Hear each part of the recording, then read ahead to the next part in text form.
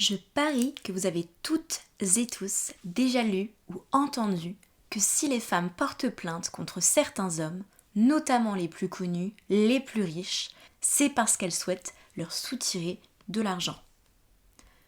Aujourd'hui, on va déconstruire ensemble cette croyance qui est extrêmement violente parce qu'elle silencie les victimes et empêche toute reconnaissance de leur souffrance.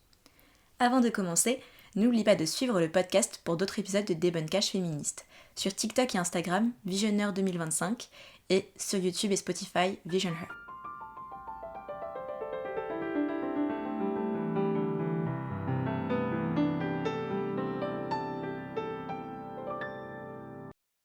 Premier fait fondamental, la majorité des femmes victimes de violences ne portent pas plainte. En France, seuls 14% des victimes de violences conjugales déclarent les faits aux forces de l'ordre. Pour les violences sexuelles, ce chiffre tombe à environ 5 à 10% selon les années. Ces chiffres viennent du ministère de l'Intérieur, de l'INSEE et de l'Observatoire national des violences faites aux femmes. Comme d'habitude, je vous mets toutes les sources en description. Donc, si les femmes portaient plainte pour l'argent, elles seraient beaucoup plus nombreuses à le faire. Or, c'est l'inverse. Mais pourquoi est-ce que les femmes ne portent-elles pas plainte ? Tout simplement parce que porter plainte, c'est une épreuve psychologique énorme. C'est devoir prouver ce que l'on a vécu, voir sa parole remise en doute, se prendre des remarques sexistes et culpabilisantes. Des phrases comme « il fallait pas mettre ce décolleté »,« pourquoi il était dehors si tard ?»« non mais il a pas une tête d'agresseur lui ».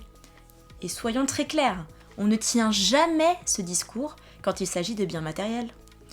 Une voiture rayée, un téléphone volé, une maison cambriolée, personne ne dit « vous l'avez bien cherché ».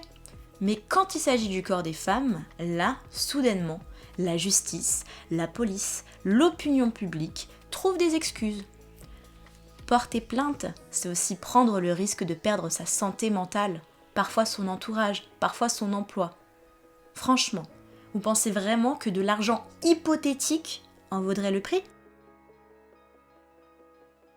Et même quand il y a plainte, même quand une femme a le courage de porter plainte, une grande partie des plaintes sont classées sans suite, peu aboutissent à une condamnation et les indemnisations financières sont très rares.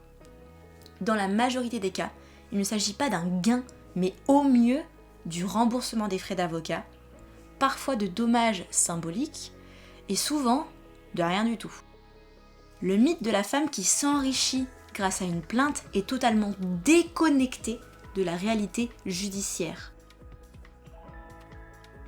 Le problème, c'est que cette croyance, au-delà d'être fausse, elle est un véritable danger. Puisque tout d'abord, elle vient nier le vécu des victimes. Dire que les femmes portent plainte pour l'argent, c'est dire « ce que tu racontes, c'est pas vrai ». Ça, c'est une violence supplémentaire, une double peine. En France, on estime qu'il y a des centaines de milliers d'agressions sexuelles chaque année, dont l'écrasante majorité ne donne lieu à aucune plainte. Deuxième problème de cette croyance, c'est qu'elle protège les agresseurs et alimente l'impunité. Moins les victimes parlent, plus les agresseurs restent libres, plus ils peuvent recommencer. C'est un véritable cercle vicieux. Si je ne suis pas punie, je peux continuer. Troisième problème, l'argent, le pouvoir et l'impunité. Et ça, c'est le véritable cœur du problème. On touche à quelque chose de fondamental. Cette croyance, elle renforce l'idée que les hommes riches et puissants seraient intouchables, que toute accusation contre eux serait forcément intéressée. Donc concrètement, plus t'as d'argent, plus t'es protégé, moins ta responsabilité est questionnée. On l'a vu encore et encore, des affaires étouffées pendant des années, des victimes réduites au silence, des auteurs protégés par leur notoriété et leur capital. L'affaire P. Diddy en est un exemple frappant. Des dizaines d'années de violences présumées, ignorées, minimisées, jusqu'à ce que la parole devienne impossible à contenir. Ce discours ne protège pas la justice, il protège le pouvoir. Pour conclure, dire que les femmes portent plainte pour l'argent, ce n'est pas une opinion, c'est une stratégie de disqualification. Une stratégie qui nie les violences, protège les puissants et maintient un système d'impunité. J'espère que cet épisode vous aura permis de mieux comprendre pourquoi cette phrase est fausse, dangereuse et profondément injuste. Et surtout que désormais, vous saurez quoi répondre quand vous l'entendrez. N'hésitez pas à liker, noter, commenter et partager pour donner de la visibilité au podcast. Je vous dis à très bientôt, c'était Dini pour Vision Her.